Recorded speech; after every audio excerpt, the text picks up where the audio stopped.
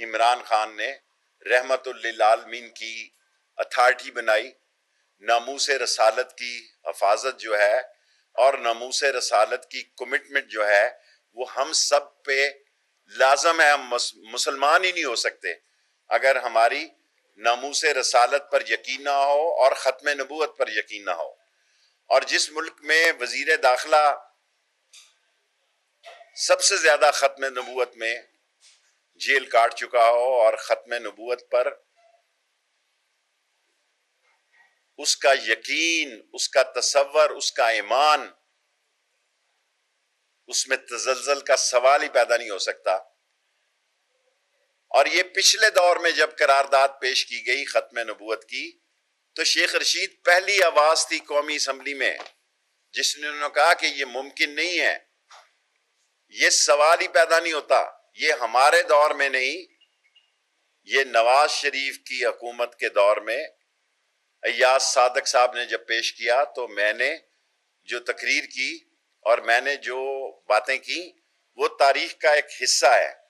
سو ہم امن چاہتے ہیں، پیس چاہتے ہیں. اس ملک کی ضرورت ہے. اس ملک میں آگے ہی ایک مہنگائی ہے، آگے ہی ہمارے ڈالر پر ایک بڑا دباؤ ہے. ایسے عالم میں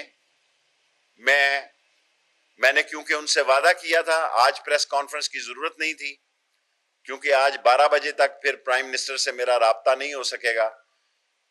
8 بجے ان سے بات کرنے کے بعد میں پرائم منسٹر صاحب سے پھر بات کروں گا اور ہمارا تمام مسئلوں پر اتفاق ہے جی، سوائے ایک مسئلے پر، کیونکہ اس کی تاریخ انہوں نے 2 نومبر تک دی ہے. 2 نومبر، آج 27 تاریخ ہے، 4 دن کے بعد.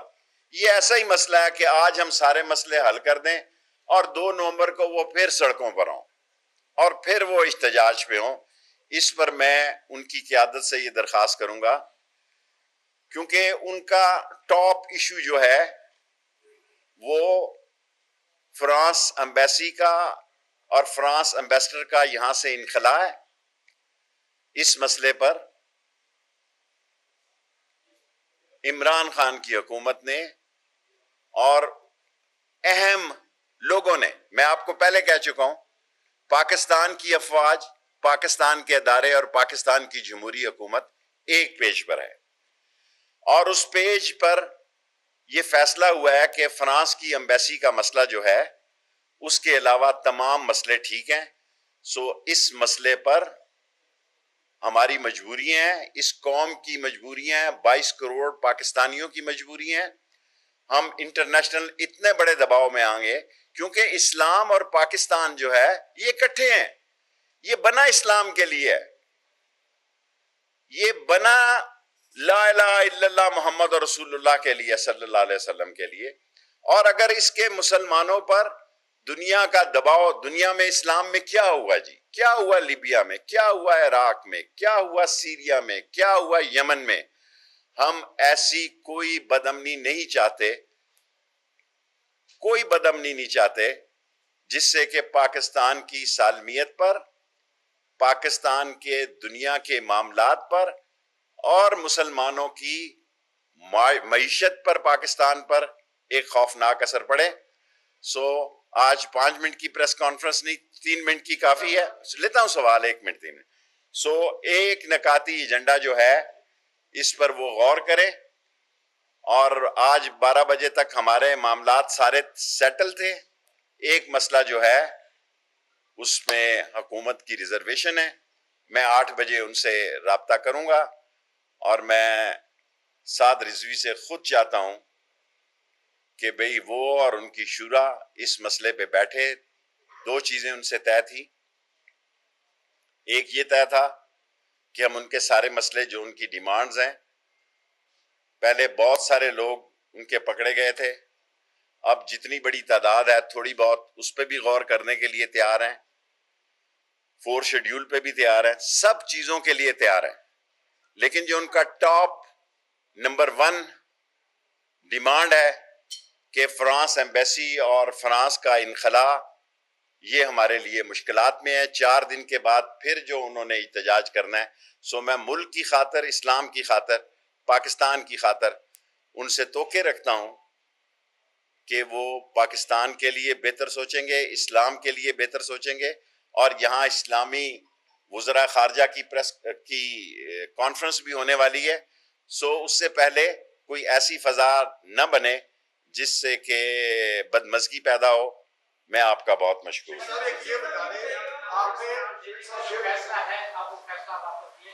کیا جی؟ دیکھیں جو ان سے مسئلے طے ہیں سارے مسئلوں پر ہم قائم ہیں. اب اس طرح کیونکہ جب تک انہوں نے ہم سے وعدہ کیا تھا کہ وہ دونوں روڈیں کھول دیں گے، یہ ہماری طرف سے بھی تھی. ہم کہتے تھے وہ مسجد رحمت للعالمین میں واپس چلے جائیں. انہوں نے کہا ہم یہیں رہیں گے اور دونوں ٹریفک دونوں طرف کی کھول دیں گے، جو ابھی تک انہوں نے نہیں کھولی. سو ایک ہی مسئلے پہ رکاوٹ ہے، وہ ہے فرانس کا.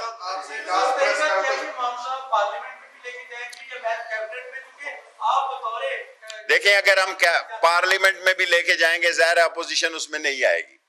جب اپوزیشن اس میں نہیں آئے گی تو پھر مسئلہ پیدا ہو جائے گا، اور اس لیے ہم ان سے درخواست کرنا چاہتے ہیں کہ اس پر وہ نظر ثانی کریں. خیر سے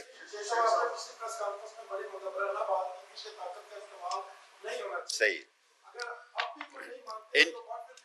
ہماری پوری کوشش ہوگی. ہمارے 2 لوگ پولیس والے شہید بھی ہوئے ہیں، 70-80 زخمی بھی ہیں، 2 اس میں کریٹیکل بھی ہیں، اور ہماری پوری کوشش ہوگی کہ یہ مسئلہ باہمی افہام و تفہیم سے حل ہو جائے. لیکن ایک ہماری انٹرنیشنل مجبوری ہے، اس پاکستان کی مجبوری ہے، اور اسلام کے لیے یہ ضروری ہے. یہ ہم نے ان کے سامنے رکھ دی ہے. 8 بجے رات کو بھی ان کو فون کروں گا، کل 10 بجے بھی کروں گا. جو ان کے مسئلے ہیں وہ سارے کوئی مسئلہ نہیں ہے، سوائے ایک مسئلہ ہے، وہ مسئلہ پاکستان کا مسئلہ ہے کہ ہم کسی ایمبیسی کو بند کر دیں یا اس کے ایمبیسڈر کو نکالنے کی پوزیشن میں نہیں.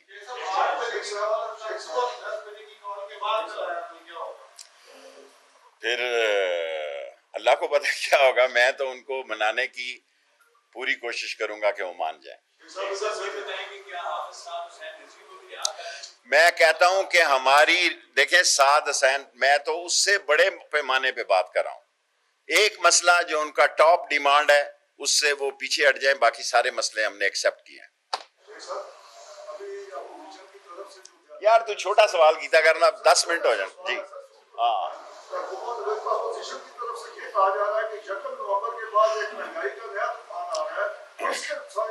دیکھیں عمران خان کی پوری کوشش ہے کہ اس مہنگائی کو قابو پایا جا سکے. انٹرنیشنل جو حالات بن رہے ہیں، آپ سب پڑھے لکھے لوگ ہیں، جو آئل کی پرائس ہے آپ کے سامنے ہے. آپ کے سامنے ہے کہ یہ پرائس جو ہے دنیا ساری اس وقت صرف پاکستان ہی نہیں، بنگلہ دیش، انڈیا، سری لنکا، میں اپنے ارد گرد کی بات کر رہا ہوں، ازبکستان، تاجکستان، سینٹرل ایشیا، اور یہ سب مہنگائی کی زد میں ہے. ہماری کوشش ہے کہ عوام کو ریلیف دیا جائے، اس پر عمران خان دن رات کام کریں. Last question. میں مستقل حل نکالنا چاہتا ہوں. میرے ان کے ساتھ رابطے ہیں، اور آج بھی لوگ آئے ہوئے تھے، ان کے لوگ کل بھی آئے ہوئے تھے یہاں پر بھی، اور میں 8 بجے بھی رابطہ کروں گا، کل 10-11 بجے بھی رابطہ کروں گا اگر اس مسئلے پر وہ پیچھے ہٹنے کے لیے تیار ہوں. کیونکہ آج بڑا اس پر غور کیا گیا کہ ہم یہ ساری بات کر لیتے ہیں، پھر 2 تاریخ آ جاتی ہے 4 دنوں کے بعد، اس میں اجلاس میں اپوزیشن ووٹ نہیں دیتی اور کچھ مسئلہ اور ہو جاتا ہے، پھر بھی سیاپا ہی پڑھنا ہے. تو اس لیے ان سے ہم پہلے درخواست کر لیں کہ آپ فرانس کے ایمبیسڈر کا انخلا اور فرینچ ایمبیسی کا بند ہونا، اس کو آپ اس پہ غور. آپ کا ہو گیا. Thank you very much. بس ہو گیا، 10 منٹ پورے ہو گئے.